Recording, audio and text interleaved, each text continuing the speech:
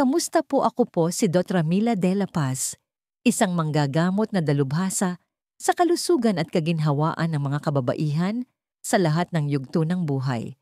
Sa loob ng maraming taon ng aking pagsasanay, hindi na mabilang ang mga pakikipag-usap ko sa mga kababaihan tungkol sa malalalim na pagbabagong kaakibat ng pagtanda. Isang pribilehiyo na maibahagi ang mga kaalaman na makakatulong sa inyong lakbayin ang mga taon na ito ng may sigla, pag-unawa at kumpiyansa. Naitanong niyo na ba sa inyong sarili kung bakit ang isang bagay na dating nagdudulot ng ginhawa at kapanatagan ay tila naging komplikado hiwalay o kahit nakakadismaya na ngayon? Habang tumatanda ang mga kababaihan, ang ating katawan at isipan ay nagbabago sa tahimik ngunit makapangyarihang paraan. Ang dating epektibo para sa iyo noong ika-30 o 40 na taong gulang ay maaring hindi na angkop sa iyong edad na 60 o 70. Subalit bihira ang mga pag-uusap tungkol sa mga pribadong gawain na dala natin hanggang sa pagtanda, lalo na tungkol sa masturbasyon. Ito ay isang paksang iniiwasan ng marami, ngunit nananatili itong natural at napaka-personal na bahagi ng buhay. Ito ang katotohanan ng masturbasyon sa inyong mga senior years ay hindi lamang normal. Maaari itong maging mahalaga sa inyong pisikal na kalusugan, kalinawan ng isip, emosyonal na balanse at sexual na kumpiyansa. Ngunit ito ay kung gagawin lamang ng may kamalayan. Ang problema ay napakaraming matatandang kababaihan ang hindi namamalayang nagdadala ng mga makalumang gawi at mapaminsalang paniniwala sa napaka-personal na gawaing ito. Ang 7 tahimik na pagkakamaling ito, ayon sa mga nangungunang doktor at eksperto sa kalusugan ng kababaihan, ay maaaring nag-aalis sa inyo ng kasiyahan, nagdudulot ng pagbaba ng sensitivity o humahantong pa sa pangmatagalang pagkadismaya. Talakayin natin ito isa-isa at higit sa lahat, tulungan kayong bawiin ang pribadong espasyong ito ng may karunungan paggalang sa sarili at panibagong sigla. Pagkakamali bilang paniniwalang may expiration date ang iyong sexualidad. Maraming matatandang kababaihan ang nahuhulog sa bitag ng pag-iisip na pagkatapos ng menopause ang kanilang sexual na damdamin ay dapat na maglaho. Ang paniniwalang ito ay nakaugat sa mga makalumang mensahe ng lipunan na mali ang pag-uugnay sa pagiging kaakit-akit at sexualidad ng isang babae sa kanyang mga taon ng pagiging may kakayahang magkaanak lamang. Ang katotohanan ay mas komplikado at mas makatao. Ang iyong katawan ay dinisenyo para sa kasiyahan sa buong buhay mo. Bagamat totoo ang mga pagbabago sa hormonal, ang iyong kakayahang ma-arouse, makakonekta at mag-orgasm ay hindi basta-basta nawawala. Kapag pinipigilan o binabaliwala mo ang natural na tungkuling ito, maaari itong humantong sa panghihina ng pelvic floor emosyonal na pagkakahiwalay at pakiramdam ng kawalan. Para sa mga kababaihang higit sa 60, ang pagtanggap sa mitolohiyang ito ay nangangahulugan ng pagsuko sa isang mahalagang bahagi ng iyong kaginhawaan. Binibigyang diin ng mga doktor na ang malusog at regular na orgasm ay kapaki-pakinabang. Nakakatulong ito sa pag-regulate ng mga hormone tulad ng oxytocin at endorphins, sumusuporta sa kalusugan ng pelvic floor, nagbabawas ng tensyon at maaari pang magpabuti ng tulog. Ang paniniwalang tapos na ang iyong sexual na buhay ay kadalasang humahantong sa pagkadismaya, negatibong imahe sa sarili at pagkakahiwalay sa tunay na pangangailangan ng iyong katawan. Ang masturbasyon ay hindi tungkol sa pagsubok na maging bata muli. Ito ay tungkol sa pagpaparangal sa kung sino kang babae ngayon, paggalang sa mga senyales ng iyong katawan at paghahanap ng isang malusog na ritmo. Isipin ito hindi bilang isang luho kundi bilang pag-aalaga sa sarili, tulad ng paglalagay ng moisturizer o magagaang ehersisyo. Kapag ginawa ng may kamalayan, maaari ka nitong i-ground, bigyan ng enerhiya at tulungang mas makaramdam ng koneksyon sa iyong sarili. Ngunit kung kumakapit ka pa rin sa paniniwalang tapos na ang panahon mo para sa kasiyahan, baka oras na para itanong, Ano-ano pang mga makalumang gawi ang tahimik na naglilimita sa iyong kagalakan at koneksyon. Baka magulat ka sa susunod na pagkakamali dahil ito ay isang bagay na inuulit ng karamihan sa mga kababaihan nang hindi nila namamalayan. Pagkakamali bilang pagtuon lamang sa clitoral stimulation. Ang paulit-ulit na gawain ay maaaring maging komportable, lalo na pagdating sa mga personal na gawi na nabuo sa loob ng mga dekada. Ngunit pagdating sa masturbasyon, ang pagtuon lamang sa clitoris gamit ang parehong galaw sa bawat pagkakataon ay maaring tahimik na kumontra sa iyo. Maraming matatandang kababaihan ang nananatili sa kung ano ang pamilyar nang hindi na pagtatanto na ang pagiging predictable na ito ay maaaring humantong sa isang makitid na karanasan ng kasiyahan at maaari pang gawing mas mahirap na ma-enjoy ang iba't ibang uri ng haplos kasama ang isang kapareha. Ang katawan ay umaangkop kung natatanggap nito ang parehong uri ng stimulation. Nang paulit-ulit nagiging kondisyon ito na tumugon lamang sa partikular na pattern na yon. Sa paglipas ng panahon, maaari nitong gawing mas mahirap na makaramdam ng mas malalim full body na pakiramdam ng arousal o manatiling mentally engaged. Maaari mong maramdaman ang iyong sarili na nadidismaya hiwalay o nagtatanong pa sa sarili mong pagtugon. Gayong sa katotohanan, ang kailangan lang ng iyong katawan ay pagkakaiba-iba upang gisingin ang buong potensyal nito. Ang solusyon ay mas simple kaysa sa iniisip ng karamihan. Galugarin ang ibang mga lugar. Ang banayad na presyon sa G-spot stimulation ng labia o pagtuklas sa mga sensasyon sa paligid ng bukana ng ari ay maaaring magbukas ng mga bagong daan patungo sa kasiyahan. Hindi mo tinatalikuran kung ano ang gumagana. Pinalalawak mo ang iyong karanasan. Ito ay tungkol sa pagpapanatiling engaged ng iyong nervous system at present ng iyong isipan. Tulad ng kung paano nananatiling matalas ang iyong isipan kapag natututo ka ng mga bagong bagay, ang iyong kasiyahan ay nagiging mas mayaman kapag pinahihintulutan mo ang iyong sarili na galugarin ang mga bagong sensasyon. Hindi ito tungkol sa pagiging bago para lang masabing bago. Ito ay tungkol sa pananatiling nakaayon sa iyong nagbabagong katawan at pagbibigay sa iyong sarili ng pahintulot na mag-evolve kasama nito. Karapat-dapat ka sa kasiyahan na lumalago. Kasama mo, hindi kumukupas sa edad. Ngunit may isa pang pagkakamali na mas karaniwan kaysa sa napagtatanto ng karamihan sa mga kababaihan, isa na maaaring dahilan kung bakit napakaraming karanasan ang parang minadali at hindi kasiya siya. Maaaring hindi mo alam na ginagawa mo ito. Pag-usapan natin ito sa susunod. Pagkakamali bilang 3 pagmamadali patungo sa orgasm. Noong mga nakababatang taon, maraming kababaihan ang natutong mag-masturbate ng mabilis dahil sa pangangailangan pagtatago o pakiramdam na ito ay isang bagay na dapat matapos na agad.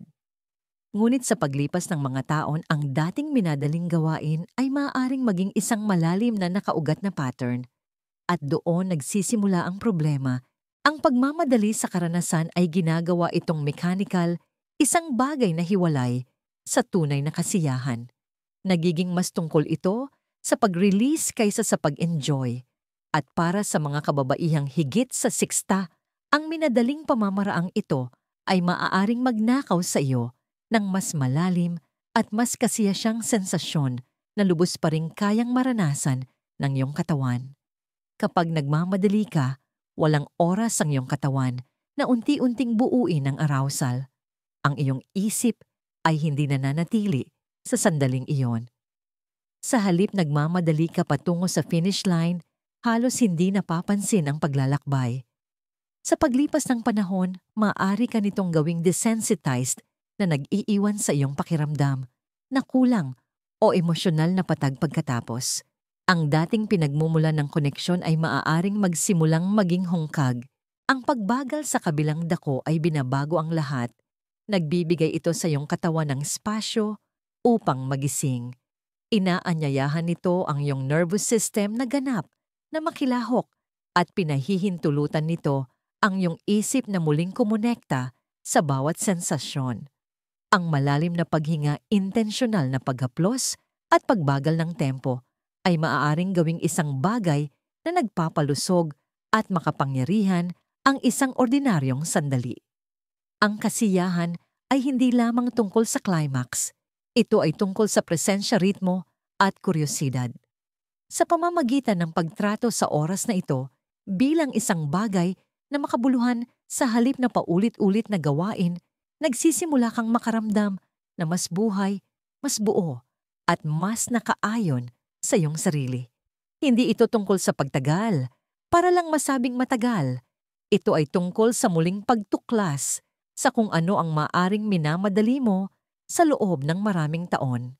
Ngunit kahit ang pagbagal ay hindi magbubukas ng iyong buong potensyal kung nakatuon ka lamang sa isang bahagi ng iyong katawan. Ang susunod na pagkakamali ay maaaring magulat ka. Ito ay isang bagay na ganap na binabaliwala ng karamihan sa mga kababaihan. Pagkakamali bilang pagbaliwala sa sensualidad ng buong katawan. Sa paglipas ng mga taon, maraming kababaihan ang nakondisyon na magtuon lamang sa kanilang mga ari habang nagsasariling kasiyahan na para bang iyon lamang ang pinagmumula ng sensasyon na mahalaga. Ngunit ang katotohanan ay ang iyong katawan ay isang tanawin ng mga pleasure zone na kapag ginalugad ay maaring ganap na magbago ng iyong karanasan. Sa pamamagitan ng paglilimita sa stimulation sa isang lugar lamang, pinalalampas mo ang buong saklaw ng pisikal at emosyonal na sensasyon na kayang-kaya pa ring ialok ng iyong katawan kahit na pagkatapos ng 60. Ang iyong mga hita sa loob dibdib, ibabang bahagi ng tiyan-leeg at maging ang talampakan ay mga lugar na maaaring magpataas ng arousal at magpalalim ng koneksyon. Ang mga rehiyong ito ay hindi lamang nag-aalok ng pisikal na sensitivity. Pinapayagan ka rin nilang makaramdam na mas present, mas nakaayon sa iyong katawan at mas may kamalayang emosyonal sa panahon ng karanasan. Ang banayad na haplos masahe kahit na pagbabago sa temperatura, hindi ito mga luho. Ito ay mga pintuan sa mas malaking kasiyahan. Ang pagsali sa iyong buong katawan ay nakakatulong na makawala sa mga gasgas na gawain at lumilikha ng isang mas mayaman at mas buong karanasan. Hindi ito tungkol sa pagiging eksperimental o kakaiba. Ito ay tungkol sa pagpaparangal sa pagiging komplikado ng iyong katawan at pagpapahintulot sa iyong sarili na maranasan ito ng buo. Hindi ka lamang isang bahagi. Ikaw ay isang sistema ng mga sensasyon, emosyon at kamalayan. Kapag pinasigla mo ang kabuuan, natural na lumalago ang iyong pakiramdam ng kasiyahan.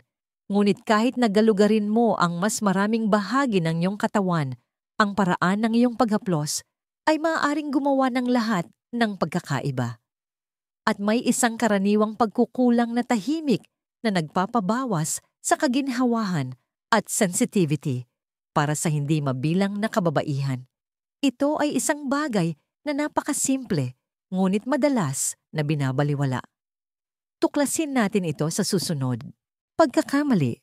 Bilang sa pag-iisip na ang lubricant ay senyales ng kabiguan. Habang tumatanda ang mga babae, ang mga pagbabago sa hormonal particular na ang pagbaba ng estrogen ay nagdudulot ng pagnipis at pagkatuyo ng mga tissue sa ari. Gayunpaman, maraming kababaihan ang patuloy na nagmamasturbate nang hindi gumagamit ng anumang lubrication kadalasan dahil sa nakasanayan o sa paniniwalang hindi nila ito dapat kailanganin. Ang katotohanan ay ang pag-iwas sa lubrication ay maaring makabuluhang maglimita sa iyong kaginhawahan at kasiyahan. Maaari itong humantong sa pagkiskis, iritasyon at isang discomfort na nagtuturo sa iyong katawan na iwasan ang arousal sa halip na tanggapin ito. Ang paggamit ng isang dekalidad at ligtas sa katawan na lubricant ay maaring ganap na magbago ng iyong karanasan. Pinapayagan nito ang mas makinis at mas banayad na paggalaw, binabawasan ang panganib ng discomfort at maaring gawing mas kasiyasya ang lahat ng uri ng haplos. makakatulong itong gisingin ang mga nerve endings na maaaring natahimik at maaaring pahabain ang tagal at kalidad ng iyong kasiyahan. At para sa mga kababaihan na maaaring may paninigas ng kasukasuan o nabawasang mobility ng kamay, ang lubrication ay maaaring magbawas ng pagsisikap at gawing mas madali at mas kasiya siya ang karanasan. Walang dapat ikahiya sa paggamit ng mga kasangkapan na sumusuporta sa nagbabagong pangangailangan ng iyong katawan. Tulad ng pagsusuot natin ng salamin sa pagbasa para makakita ng mas malinaw o paggamit ng moisturizer para sa ating balat, ang lubricant ay isa lamang anyo ng pangangalaga sa sarili. Hindi ito kahinaan, ito ay karunungan. Ang pagyakap dito ay maaaring magparamdam sa iyo na mas konektado, mas buhay, at mas may kontrol sa iyong sexual na kaginhawaan. Ngunit kahit na may tamang mga kasangkapan, maraming kababaihan pa rin ang pinipigilan ng isang bagay na mas makapangyarihan kaysa sa mga pisikal na limitasyon. Wala ito sa katawan, nasa isipan ito. At maliban kung ito ay matutugunan, maaari nitong tahimik na sirain kahit na ang pinaka-intensyonal na pagsisikap patungo sa kasiyahan. Ano ito? Malalaman mo na. Pagkakamali bilang Sam, pagkakaroon ng hiya o konsensya tungkol sa gawaing ito para sa maraming kababaihan na higit sa iksi ang kanilang mga damdamin tungkol sa masturbasyon ay nahubog. Noon pa sa mga panahong ang kasiyahan ng babae ay bawal at ang sariling pagpapasaya ay tinitingnan bilang makasarili mali o isang bagay na dapat itago. Kahit ngayon makalipas ang mga dekada, ang mga tahimik na mensaheng iyon ay maaari pa ring manatili. Maaring lohikal mong naiintindihan na ang masturbasyon ay normal at malusog, ngunit nakakaramdam ka pa rin ng kislap ng konsensya pagkatapos o isang pakiramdam na may ginagawa kang hindi dapat. Ang emosyonal na tensyon na ito ay maaaring makaapekto hindi lamang sa iyong karanasan, kundi pati na rin sa iyong pangkalahatang relasyon sa iyong katawan at sexualidad. Ang katotohanan ay walang anumang dapat ikahiya sa paglalaan ng oras para sa iyong sarili. Sa katunayan, kapag ginawa ng may intensyon at pangangalaga, ang masturbasyon ay maaaring maging isang makapangyarihang anyo ng emosyonal na grounding stress relief at pagmamahal sa sarili. Ito ay isang sandali ng paggalang sa sarili, hindi pagiging makasarili. Ipinapakita ng mga pag-aaral na ang regular na sariling kasiyahan sa mga matatanda ay nauugnay sa mas mahusay na tulog, pinabuting mood na bawasang pagkabalisa, at mas malaking kumpiyansa sa sarili. Gayunpaman, wala sa mga benepisyong ito ang ganap na natatamo kung ang konsensya ay bumabalot sa karanasan. Ang pag-alis ng hiya ay nagsisimula sa pamamagitan ng paghamon kung saan nagmula ang mga lumang paniniwalang yon. Sila ba ay tunay na sayo o itinuro sayo? Kapag sinimulan mong tingnan ang masturbasyon hindi bilang isang lihim na gawi, kundi bilang isang natural at malusog na anyo ng pangangalaga, sa sarili nagbabago ang lahat. Karapat-dapat kang makaramdam ng kapayapaan, ginhawa at pagmamalaki sa pag-alam na inaalagaan mo ang iyong sarili sa isang makabuluhang paraan. Gayunpaman, ang emosyonal na kalayaan ay bahagi lamang ng equation. May isa pang huling pagkakamali na madalas hindi napapansin, ngunit maaari nitong lubos na limitahan ang iyong kasiyahan habang patuloy na tumatanda ang iyong katawan. Karamihan sa mga kababaihan ay hindi man lang napagtatanto na ito ay isang option hanggang sa subukan nila ito. At kapag ginawa nila, nagbabago ang lahat. Pagkakamali bilang 7. Pag-iisip na ang mga vibrator ay saklay o sobra na. Habang nagbabago ang katawan sa pagtanda, maraming kababaihan ang nakakaranas ng mga pagbabago sa sensitivity na maaaring gawing mas mahirap maabot ang orgasm kaysa dati. Gayunpaman, sa kabila ng mga natural na pag-unlad na ito, madalas nilang iniiwasan ang paggamit ng mga kagamitan tulad ng vibrator sa pag-aakalang ito ay isang saklay. o kahit paano ay hindi natural. Dahil man sa stigma, hiya o simpleng hindi alam kung ano ang magagamit ang pagbalewala sa mga mapagkukunang ito, ay maaaring mga hulugan ng pagkawala ng mas malalim na kaginhawahan, mas madaling arousal at kahit na mas malakas na sensasyon. Mayroong hindi mabilang na mga modernong kagamitan na nilikha na isinasaalang-alang ang katawan ng mga kababaihan, malalambot na silicone vibrator na may iba't ibang setting, mga disenyong ergonomiko na madaling hawakan at mga banayad na massager na nagpapasigla sa mga lugar na maaaring hindi mo pa nagalugad noon. Ang mga produktong ito ay hindi tungkol sa pagpapalit sa iyong haplos o sa iyong pagkababae. Ito ay tungkol sa pagpapahusay ng iyong koneksyon sa iyong katawan at matalinong pag-angkop sa kung paano ito nagbabago sa paglipas ng panahon, tulad ng paggamit mo ng heating pad para sa nananakit na kalamnan o isang electric mixer para mag-bake ng cake. Ang paggamit ng isang mahusay na disenyong enhancement para sa sariling kasiyahan ay simpleng matalinong pangangalaga sa sarili. Ang katotohanan ay hindi mo nawawala ang iyong sexualidad sa pagtanda. Ito ay nag-e-evolve. Ang pagyakap sa mga kagamitan na ginawa para sa iyong yugto ng buhay ay nagbibigay daan sa iyo na galugarin ang kasiyahan sa mga paraan na mas kasiya siya, hindi gaanong nakakapagod at mas angkop sa iyong kasalukuyang mga pangangailangan. Maaari ka pang makatuklas ng mga bagong sensasyon na muling magpapaningas ng isang pakiramdam ng kuryosidad at sigla na akala mo ay matagal nang nawala. Ngunit ang mga kasangkapan at pamamaraan ay bahagi lamang ng kwento. Ang tunay na nagbabago sa iyong karanasan ay ang mindset na dala mo rito. At kapag sinimulan mong pagsama-samahin ang lahat ng piraso, isang kamanghamanghang bagay ang nagsisimulang mangyari. Buuin natin ang lahat, bagong mindset at isang kumpletong paraan sa sariling kasiyahan.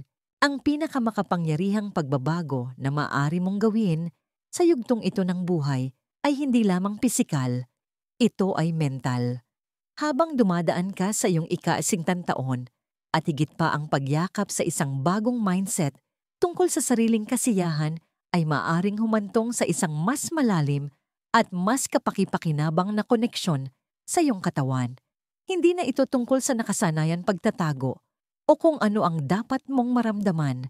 Ito ay tungkol sa paggalang sa sarili kuryosidad at pagpaparangal sa kung sino kang babae ngayon, hindi kung sino ka ilang dekada na ang nakalipas.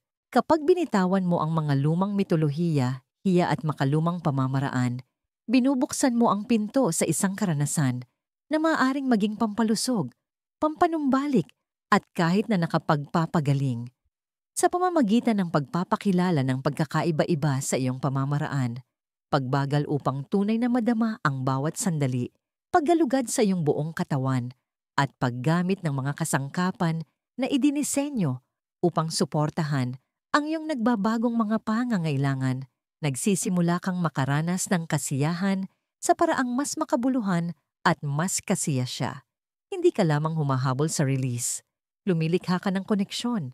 At kapag ipinares mo ang mga pisikal na pagsasaayos na ito sa isang emosyonal na pagbabago, pag-reframe sa sariling kasiyahan bilang isang anyo ng pangangalaga, sa halip na isang lihim na may kasamang konsensya, binubuksan mo ang isang bahagi ng iyong sarili na maaaring natahimik sa paglipas ng mga taon. Nababawi mo ang kumpiyansa, sigla at isang pakiramdam ng pagmamay-ari sa iyong sexual na kaginhawaan. Hindi lamang ito tungkol sa sex. Ito ay tungkol sa kalusugan, kapayapaan ng isip at panghabambuhay na intimacy sa iyong sarili. Ang isang kumpletong pamamaraan ay nangangahulugan ng pagkilala na ang iyong mga pangangailangan ay wasto, ang iyong mga pagnanasa ay malusog at ang iyong oras na mag-isa ay maaaring kasing halaga ng anumang iba pang bahagi ng iyong kaginhawaan. Hindi ka masyadong matanda para sa paglago, pagtuklas o kasiyahan. Sa katunayan, baka ngayon ka palang pumapasok sa pinakakonektado at intensyonal na kabanata ng iyong buhay. At nagsisimula ito sa kung paano mo tratuhin ang iyong sarili kapag walang ibang nanonood. Konklusyon: pagbawi sa kasiyahan, kumpiyansa at paggalang sa sarili. Ang pag-abot sa iyong ika-60 na taon at higit pa ay hindi nangangahulugan ng pagbitiw sa intimacy. Nangangahulugan ito ng pagharap dito ng may mas malalim na karunungan at mas malaking intensyon.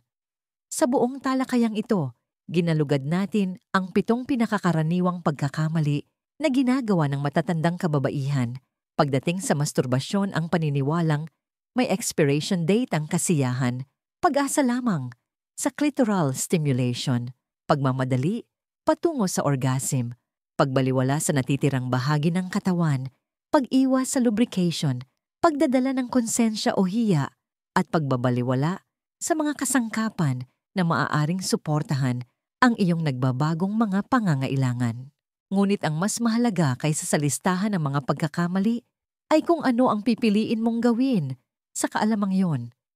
Mayroon ka na ngayong pagkakataon na muling hubugin ang napaka-personal na bahaging ito ng iyong buhay sa isang bagay na mas kasiya siya at magalang sa kung sino ka ngayon. Hindi ito tungkol sa paghabol sa kung ano ang dati. Ito ay tungkol sa paglikha ng isang bagong uri ng koneksyon, isa na tumutugon sa iyong katawan at isip kung nasaan man sila nang walang paghuhusga o pagsisisi. Bilang isang taong ginugol ang isang buong buhay sa pag-aaral, paglago at pag-angkop, karapat-dapat mong malaman na ang sexual na kaginhawaan ay sa iyo pa rin upang tamasahin. Hindi ka nag-iisa at tiyak na hindi ka palampas sa iyong kalakasan. Sa katunayan, maraming kababaihan ang natuklasan na sa ilang maliliit na pagbabago lamang sa mindset at pamamaraan, ang kanilang pakiramdam ng kasiyahan at kumpiyansa ay hindi lamang bumabalik kundi lumalago. Hindi lamang ito tungkol sa pisikal na release. Ito ay tungkol sa pagpaparangal sa iyong katawan, pagyakap sa iyong karanasan, at pagbibigay sa iyong sarili ng pahintulot na makaramdam ng mabuti nang walang paghingi ng tawad. Ngayong naglaan ka na ng oras upang matuto, ang susunod na hakbang ay simple lamang magsimula. Utang mo ito sa iyong sarili at ang mga gantimpalang naghihintay sa kabilang panig ay maaaring mas malaki pa kaysa sa iyong inaasahan. Mahalagang aral sa buhay. Isang mahalagang aral sa buhay na natutunan ko bilang isang doktor at bilang isang babae ay ang kamalayan sa sarili at ang kahandaang umangkop ay mahalaga para sa habang buhay na kaginhawaan. Hindi pa huli ang lahat upang iwaksi ang mga lumang gawi na hindi na nagsisilbi sa iyo at yakapin ang mga bagong pamamaraan na nagpapahusay sa kalidad ng iyong buhay. Nalalapat ito sa lahat ng aspeto ng kalusugan, kabilang ang iyong personal at intimang buhay. Maglaan ng oras upang maunawaan ang iyong nagbabagong mga pangangailangan at bigyan ang iyong sarili ng biyaya upang matugunan ang mga ito. Gusto ko pong marinig ang inyong saloobin. Mangyaring maglaan ng sandali upang pagnilayan at ibahagi ang isang bagay na natutunan ninyo mula sa talakayang ito na plano ninyong gamitin sa inyong sariling buhay. Ang inyong mga pananaw ay maaaring maging mahalaga sa iba sa paglalakbay na ito.